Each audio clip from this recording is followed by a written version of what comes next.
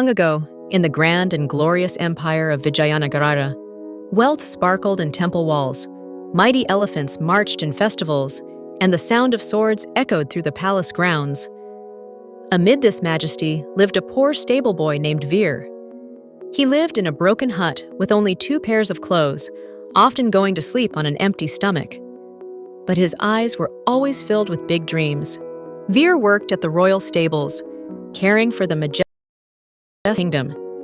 He would polish saddles, feed the animals, and quietly watch the royal soldiers train with swords and shields. In his heart, he often whispered to himself, "One day, I will wear armor too." His favorite companion was Rudrapratap, the king's white horse, strong, tall, and graceful. One morning, Rudrapratap refused to eat. The royal healers failed to understand why. But Veer sat beside him, gently stroking his mane and speaking softly. Within an hour, the horse neighed happily and began eating again. The palace healers were shocked. They said, "This boy has a gift." Word of this miracle reached the great King Krishnadevaraya himself. The very next day, a hooded man visited the stables. Veer didn't recognize him. While brushing a horse, Veer spoke, "Must be strong, but also gentle." The man laughed and pulled down his hood. It was the king. He looked pleased. "You are wise beyond your years, Veer. Come to the palace tomorrow. I have work for you." From the next day, Veer was assigned small tasks inside the palace, delivering scrolls, helping the cooks, and cleaning sacred weapons. But destiny had a greater plan. One evening, as Veer carried royal clothes for the queen, he passed a quiet corridor and overheard whispers. 2 ministers were speaking in hushed tones. "Once the king leaves for the temple festival, we poison the palace water," one said. "We'll blame the queen's maid. No one will suspect us," the other added. Veer froze. His heart raced. He had just heard a plot to kill the king.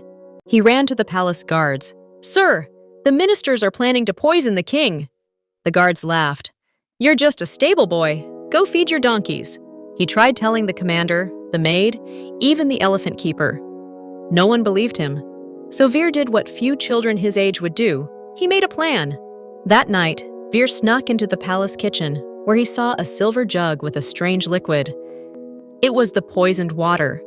He quickly swapped it with a fresh jug of clean water from the well and hid the poison nearby. Just then, footsteps echoed behind him. The 2 ministers had returned. They grabbed Veer and shouted, "What are you doing here, boy?" Couldn't answer.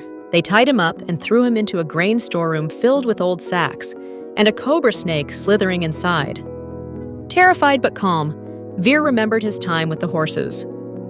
"Still, breathe slowly, think." He used a sack to distract the cobra and climbed up the wooden beams of the storehouse. Finding a narrow crack in the wall, he escaped just before dawn. Injured but determined, Veer ran to the king's personal guards. This time, he had help. Rudrapratap, the king's horse, had gone wild in the morning and would only calm down when he saw Veer. The royal guards were stunned. Even the king arrived and saw it with his own eyes. When Veer finally told the story again, the king ordered a secret investigation. The jug he found was tested. It was indeed poisoned. The real water he'd left behind had saved the royal family. The 2 ministers were arrested, and the truth was out. That afternoon, during the temple festival, in front of thousands of people, King Krishnadevaraya held Veer's hand high and declared, "This boy is braver than 100 warriors. From today, he shall be known as Yuva Veer, the young braveheart of Vijayanagara." Veer was given royal education. He learned swordsmanship, history, politics, and healing. But as he grew, his heart remained humble. He never became proud. Instead, he opened schools for poor children, especially for those who had big dreams like he once did. He would often say, "Bravery is not in your age or size. It's in your truth, your courage, and your choice to do what's right, even when no one believes you."